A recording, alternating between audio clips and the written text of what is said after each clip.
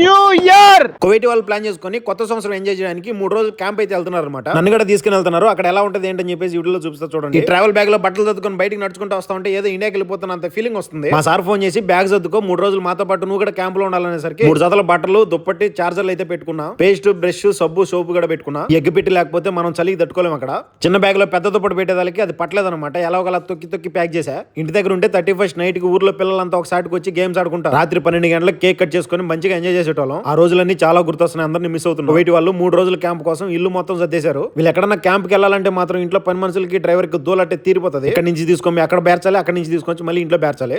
6:15 కంతా కారులో మొత్తం లగేజ్ సర్దేశా. లొకేషన్ పెట్టారు. ఆ లొకేషన్ సౌదీ బార్డర్ అనమాట. గంట 10 నిమిషాలు చూపిస్తుంది. దాదాపు మనం 93 కిలోమీటర్లు జర్నీ చేయాలి. ఇప్పుడు నిదానంగా వాళ్ళు పెట్టిన లొకేషన్ కి అయితే వచ్చేసా. వన్స్ అగైన్ అందరికీ హ్యాపీ న్యూ ఇయర్. మనస్ఫూర్తి కోరుకుంటున్నా అందరూ బాగుండాలని చెప్పేసి. కువైట్ వాళ్ళతో న్యూ ఇయర్ పిచ్చిగా ఎంజాయ్ చేసాం. ఆ ఫుల్ వీడియో ప్రొఫైల్ కింద ఉంది చూడండి. ఈ వీడియో కింద మీ అమూల్యమైన చేతితో కామెంట్ చేసి please like and subscribe. Bye.